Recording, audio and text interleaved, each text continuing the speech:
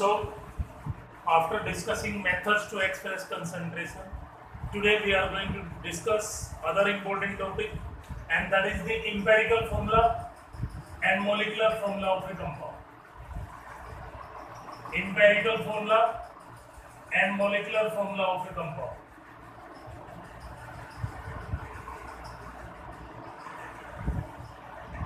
As we know, the empirical formula represent the simplest ratio of atoms. Simplest ratio of atoms of an element in a compound, that is known as empirical formula, while molecular formula represent the actual number of atoms of an element present in a compound. For example, glucose has molecular formula C6H12O6. So its empirical formula will be divided by common factor 6C1H2O1. But keep it in mind, two compounds can have same empirical formula but different molecular formula. Two compounds can have same empirical formula but different molecular formula. For example, glucose molecular formula is C6H12O6, empirical formula is C1H2O1. Same way acetic acid C2H4O2, molecular formula is C2H4O2, but empirical formula is C1H2O1. H common factor is 2. Same way for formaldehyde, empirical formula and molecular formula both are C1H2O1. So as I am saying, two or more compounds can have same empirical formula but different molecular formula. Now, relationship between empirical formula and molecular formula, keep it in mind, molecular formula will be equal to n into empirical formula. N can be any integer and its value can be found out by dividing molecular weight with empirical formula weight. Molecular weight with empirical formula weight, or 2 times vapor density. Previously we have discussed vapor density is equal to molecular weight by 2. So molecular weight will be 2 times vapor density over empirical formula weight. And to find out the empirical formula and molecular formula, we have to make a table. Now I am taking a question here itself. An organic compound contains 40% carbon, 6.67% hydrogen, and rest is oxygen.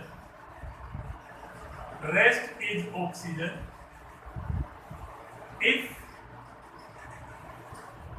molecular weight is 180, then what is molecular formula and empirical formula of this compound? First we have to find out the empirical formula, then we can find out the molecular formula. For it we have to make a table. In first column we have to write down the symbol of the element: carbon, hydrogen, oxygen. In second column we have to write down their atomic weight. Atomic weight of carbon is 12, hydrogen is 1, oxygen is 16. In second column we have to write down their percentage composition. Here percentage is 40, 6.67 and 53.33. Next column we have to find out the relative number of moles, and that can be found out by dividing percentage with atomic weight. Percentage over atomic weight. So for carbon 40 by 12, for hydrogen 6.67 by 1, for oxygen 53.33 over 16. It comes out to be 3.33, 6.67, 3.33. In next column, we have to find out the simplest ratio of moles. Simplest ratio of moles. For it, divide the number of moles by the least number. Divide the number of moles by least number. Here least number is 3.33. So first 3.33 over 3.33, that comes out to be 1. Next 6.67 over 3.33, that comes out to be 2. Next one is 3.33 over 3.33, that comes out to be 1. Now we have to write down the whole number ratio. For whole number, we have to multiply by a common factor, or we have to round off to the nearest exact number. Here, these are the whole number 1, 2, 1. So, empirical formula of this compound will be C1H2O1. Now, I have to find out the N value. That will be equal to molecular weight over empirical formula weight. That will be 180 over 30, and that comes out to be 6. So molecular formula of this compound will be C6H12O6. I think you have understood how to find out the empirical formula and molecular formula. Now I am taking two more examples which are generally asked in your board exams. Same way we can do the other numericals too. Next one is an organic compound. An organic compound contains 36.84% carbon, 21.05%, 69.76% carbon, 11.63% hydrogen, and rest is oxygen. Find its molecular formula if vapor density is 43. If vapor density is 43, here too we have to proceed in same way. First column we have to write down the symbol. Three elements are there: carbon, hydrogen, and oxygen. In second column we have to write down their atomic weight. For carbon, atomic weight is 12, hydrogen 1, oxygen 16. In next column I have to write down the percentage. Carbon 67.76, hydrogen 11.63, and oxygen it will be 18.61.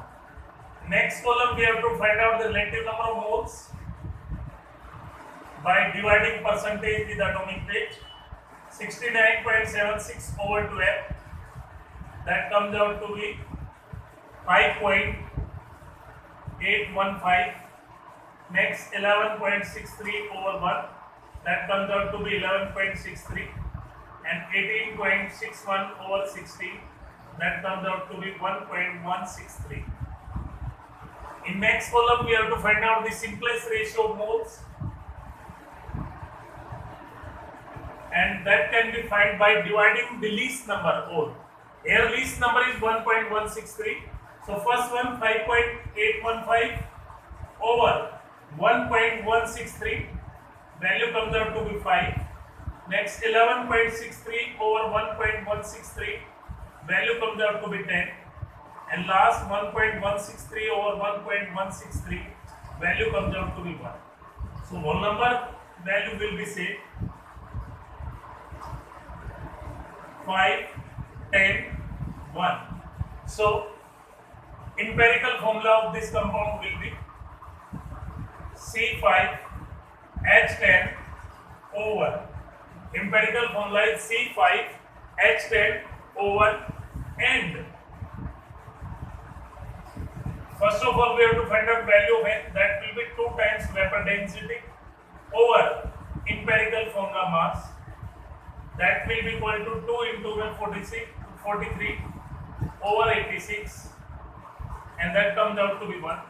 So molecular formula will be C5H10 over. I hope you understand this numerical too. And the next numerical I am taking, that is very important one. The next one is a crystalline salt. A crystalline salt on hitting lost. A crystalline salt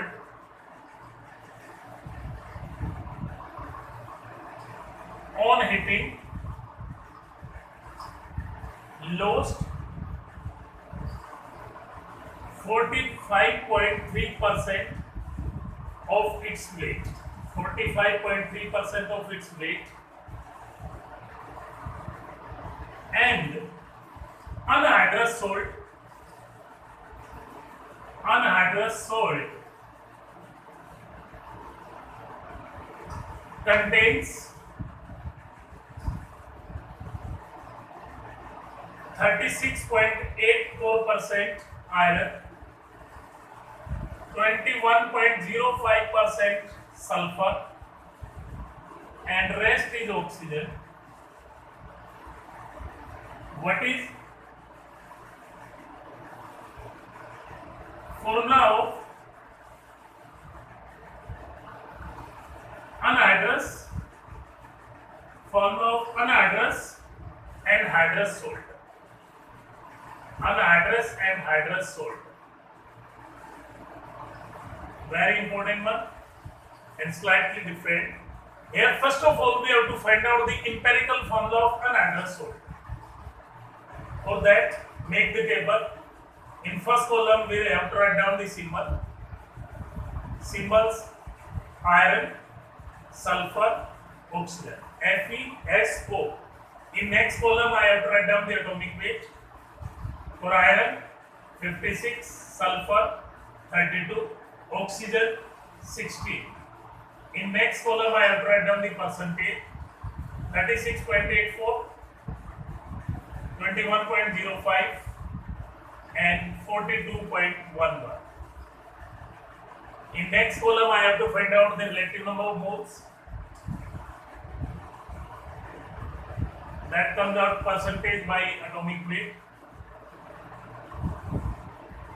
36.84 over 56, that comes out to be 0.65 approximately. Next, 21.05 over 32, that also comes out to be 0.65. Next one, 42.11 over 16, that comes out to be 2.6. Now we have to find out the simplest ratio of moles by dividing least number, 0.65 over 0.65, that comes out to be 1. Next, 0.065 over 0.65, that comes out to be 1. 2.6 over 0.65, that comes out to be 4. So now the whole number ratio, that will be 1, 1, 4. Hence, empirical formula of anhydrous salt, that will be FeSO4. Now we have to find out the order of crystallization. For that, let total weight of compound 100 gram.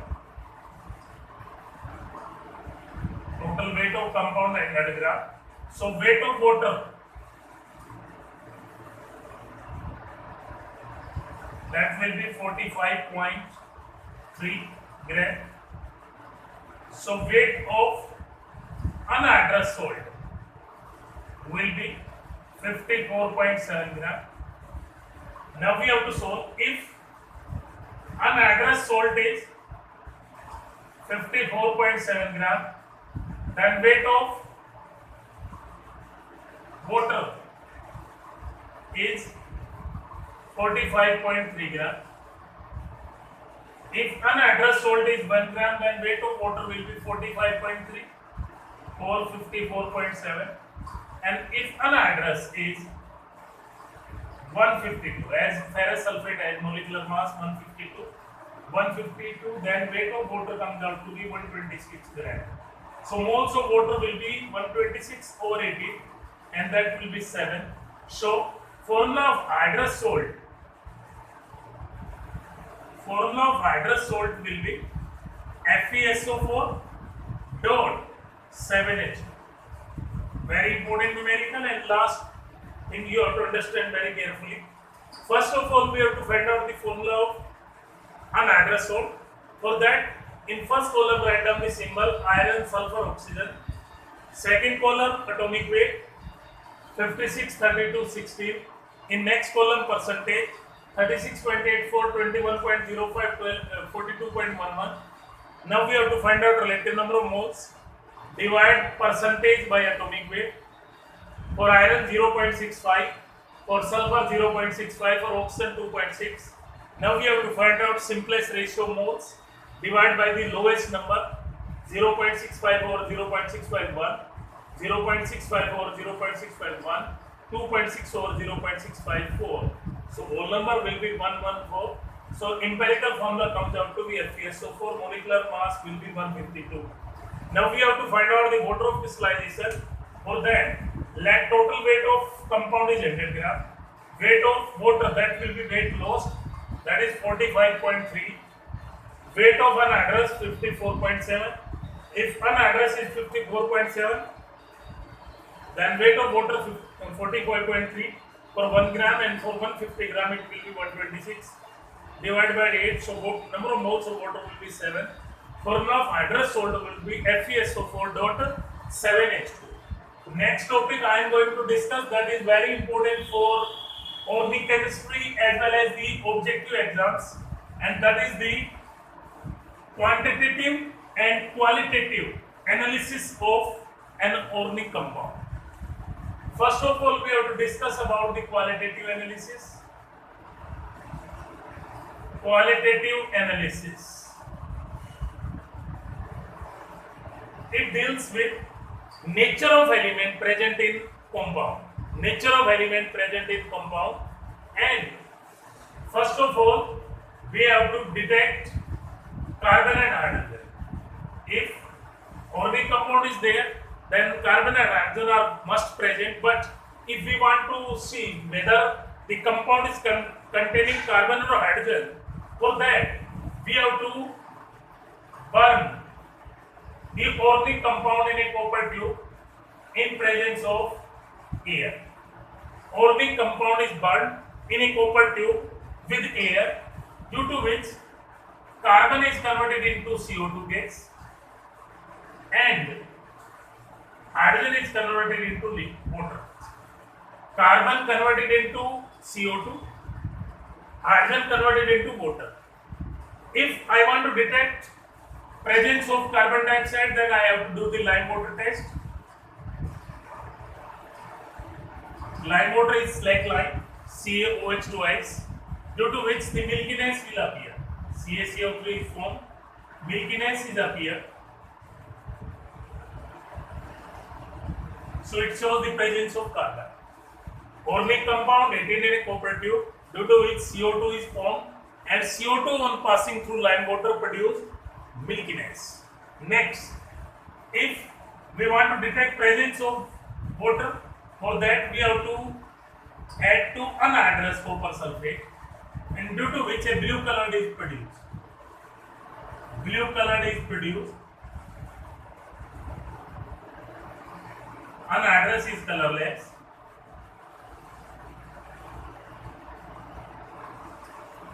There are two tests. Organic compound it is in copper tube, due to which CO2 is formed, and CO2 can be absorbed or pass through the lime water to produce lime milkiness. But if CO2 is passed for a long time, then milkiness will disappear due to formation of bicarbonate. Next is detection of nitrogen. Detection of nitrogen. Whether the compound is containing nitrogen or not. For that, we can do two tests. There are two tests by which we can detect. The first one is soda lime test. First one is soda lime test. Soda lime is NaOH plus Ca. Mixture of sodium hydroxide with calcium oxide is known as soda lime. And the organic compounds or compounds having nitrogen in them on heating with soda lime will produce ammonia, which will produce the pungent smell. Will produce ammonia, which will produce pungent smell. So, if a compound on heating with soda lime produce pungent smell, then nitrogen is present unless nitrogen is not present. And the second test we can use to detect, that is known as Lessing extract test. Lessing extract test. Question may be there in exams. Lessing extract test can be used for detection of, so keep it in mind, it can be used for detection of nitrogen, sulfur and halogens. Lessing extract test can be used for detection of nitrogen, sulfur and halogens. For nitrogen, we have to take 2 ml of Lessing extract, that may be sodium cyanide. Here we have to add ferrous sulfate to it. We have to add ferrous sulfate to it, due to which the green colored precipitate of ferrous cyanide are formed. And when dilute H2SO4 is added to it, it will produce a colorless solution.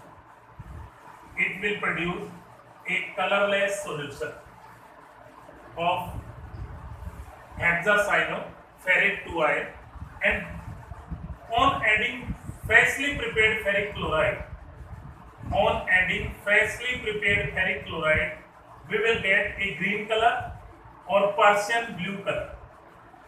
Green color or Persian blue color. Green color or Persian blue color. If green color or Persian blue color is produced, then it shows the presence of nitrogen. Test is known as Lessing extract. But keep it in mind, if both nitrogen and sulfur are present, then compound formed will be Fe4 Fe HCl 6 times thrice, and that should have red blood color. The today's topic I am teaching, this is very important for your competitive exam. If green color or Persian blue color is produced, then only nitrogen is present, and if red color is produced, red blood color is produced, then both nitrogen and sulfur are present. Now we have to discuss the detection of sulfur. Detection of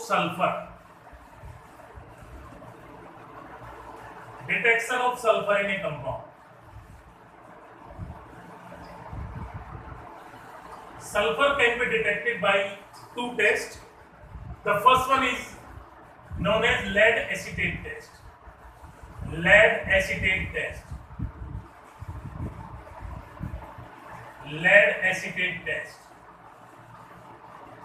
In this test, 2 ml of Lessing extract is taken. If only sulfur will be there, then Lessing extract will be sodium sulfide, Na2S. On addition of lead acetate, formula will be PbCH3COO all twice. We will get PbS, which will produce the black precipitate, plus sodium acetate, 2 moles of sodium acetate. For detection of sulfur, there may be 2 tests. The first one is lead acetate test, and the second one is sodium nitroprusside test. In this case, Lessing extract will produce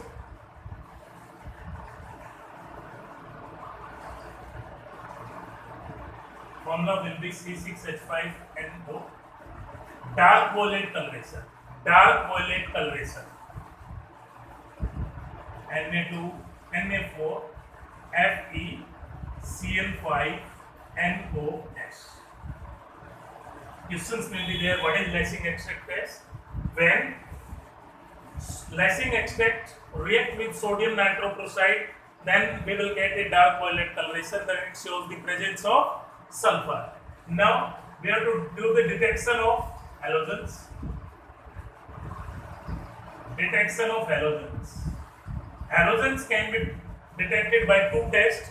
The first one is known as flame test.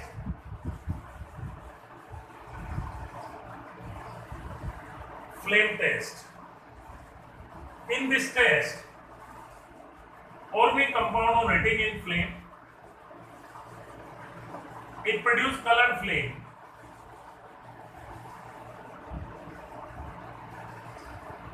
Then halogens are present, and this test is now also known as Blink-Stin test. Blink-Stin test. But drawback of this test is that urea and thiourea also produce colored flame. Urea and thiourea also produce colored flame. Hence, this test generally not used. The second test used, that will be silver nitrate test. Silver nitrate test. To lysine extract, silver nitrate is added in presence of HNO3. Here, role of HNO3 is to remove the basic impurities. Lysine extract NaX react with AgNO3 in presence of HNO3 to produce AgX, whose precipitate will be formed. As silver compounds are generally water insoluble due to higher lattice enthalpy than hydration enthalpy, and by seeing the nature of these precipitate, we can predict the nature of halogen too. If white precipitates soluble in ammonium hydroxide, then chlorine is present. White precipitate soluble in ammonium hydroxide, then chlorine is present. Yellow precipitate soluble in ammonium hydroxide, then bromide ion is present. Yellow precipitate insoluble in ammonium hydroxide, then iodide ion is present. These are the methods of qualitative detection of the compounds. Now I am going to discuss about the quantitative estimation of the compounds. Quantitative estimation of compound, very important one. The first one is estimation of carbon and hydrogen. Method is known as Liebig's method. Liebig method. Same way here, carbon is converted into CO2 by heating in a copper tube, and that CO2 is absorbed in KOH. Keep it in mind, KOH is used to absorb CO2. From it we can get the amount of CO2 formed. Now, hydrogen is heated to form water, and its amount can be estimated by passing through anhydrous calcium chloride. From it we can get the amount of water. So here, carbon percentage will be equal to 12/44 into weight of CO2 formed over weight of organic compound into 100. 12/44 into weight of CO2 formed over weight of organic compound into 100.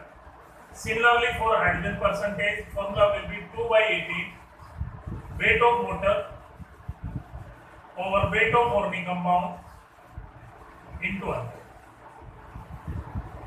Next is estimation of nitrogen. In next lecture, I will take the numericals on it. Estimation of nitrogen. There are two methods to estimate it. The first one is Dumas method,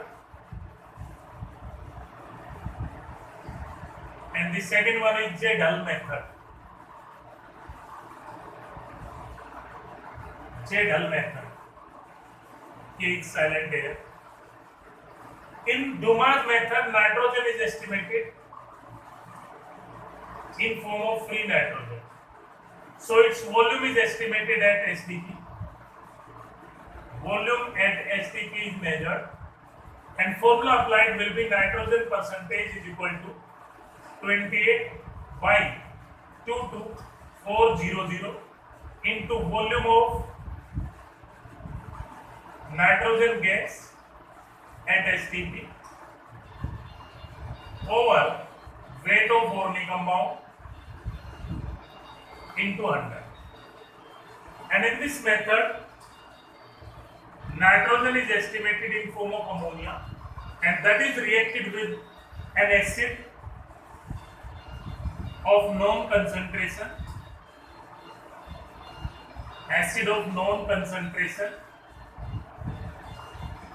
and excess of acid is neutralized by KOH or NaOH. Excess of acid is neutralized by NaOH or KOH. Here, the formula applied will be nitrogen percentage is equal to 1.4 into basicity of the acid into molarity of the acid into volume of acid used over weight of Vorni compound, or 1.4 into normality of the acid into volume of the acid used or weight of Vorni compound. Now we have to discuss estimation of sulfur. For estimation of sulfur, the method used is known as Curies method. Curies method. And in this method, sulfur is estimated in form of barium sulfate. Sulfur is estimated in form of barium sulfate, and formula applied will be 32 over 233 into weight of barium sulfate form over weight of Vorni compound into 100. Next one is estimation of phosphorus. Phosphorus is estimated by same method, Curies method. And here magnesium is phosphorus is converted into magnesium pyrophosphate, Mg2P2O7.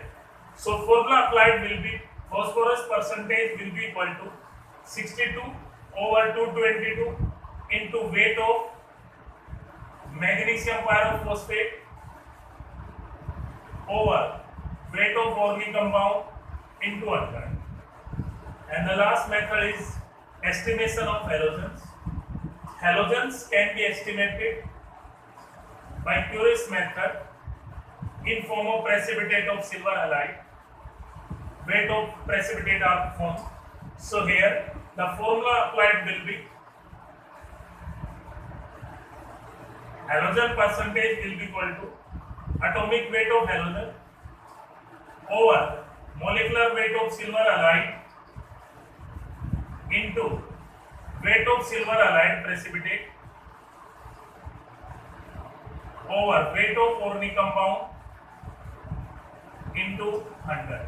For example, for chlorine percentage it will be 35.5 over 143.5 into weight of silver chloride precipitate over weight of Vorni compound into 100.